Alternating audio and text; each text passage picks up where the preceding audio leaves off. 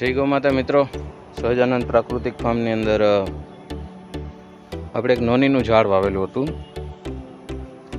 એની અંદર અત્યારે આવા સરસ મજાના ફળ લાગી ગયા છે. આ જુઓ તમે, કેટલા મોટી સાઈઝના નોનીના ફળ જ્યુસ બનાવવા માટે પરિપક્વ અવસ્થામાં આવી ગયા છે. આ બધા જો આ સેજ યલો ભાગ થાય એટલે જ્યુસ માટે યોગ્ય ગણાય.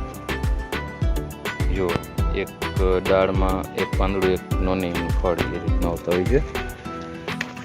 નોનીની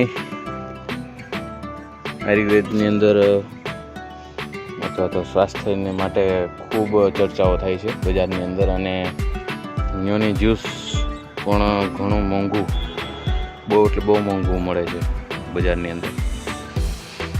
તો અમારા ફાર્મની અંદર આ ઝાડ વાવ્યું હતું અને જે 1.5 વર્ષ થયું છે, પુષ્કળ પ્રમાણમાં ફળો આવે છે.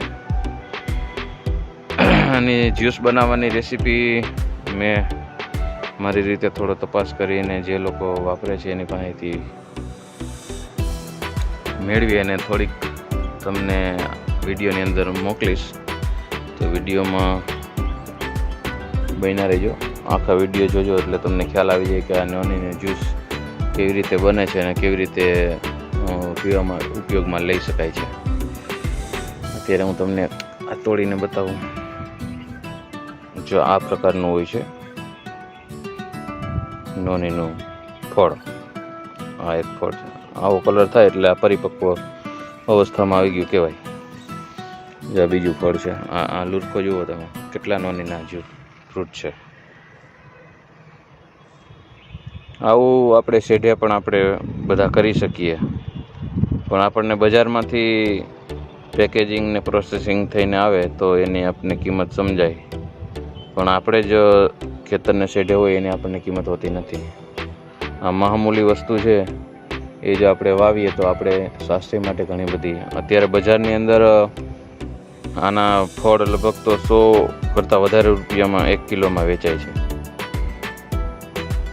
તો વિડીયોમાં આગળ હું તમને બતાવીશ કેવી રીતે આનો જ્યુસ બને, કેવી રીતે પી શકાય, અને આના લાભ વિશે તમે પણ યુટ્યુબ સર્ચ કરી અને તમે પોતપોતાના અભિપ્રાયો પણ મને જણાવજો કે ભાઈ આપણે શરીર માટે કેવી રીતે આ ફાયદાકારક છે, તમે કેવી રીતે લ્યો છો, બધું મને શેર કરજો. જય સ્વામિનારાયણ, જય ગૌ માતા.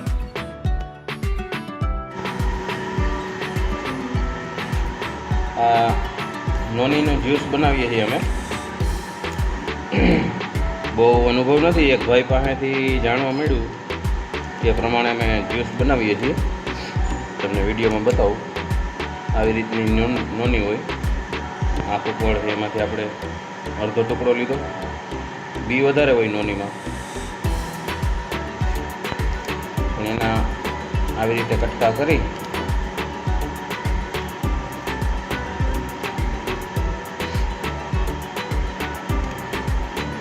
મિક્સરમાં નાખી દેવાનું.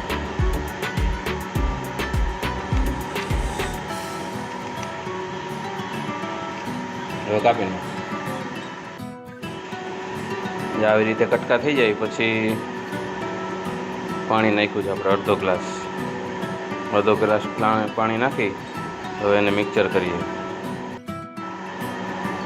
આવી રીતે મિક્સર કરો એટલે જો આવું એકદમ દૂધ જેવું બની જશે. તમને એમ લાગશે કે દૂધ જ છે, એકદમ દૂધ જેવું બની જાય છે.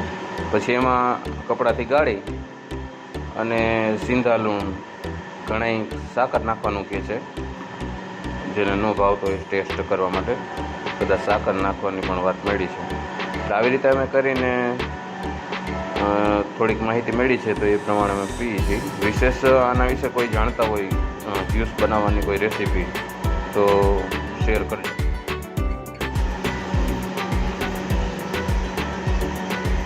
આવું દૂધ જેવું બને છે, ડાયરેક્ટ પી જાય. મિત્રો, તમને કોઈને ખબર હોય કે આ કેવી રીતે જ્યુસ બને, શું શું નાખવાનું અંદર, કેટલું પ્રમાણ લેવાનું, જે માહિતી હોય એ બધા શેર કરજો.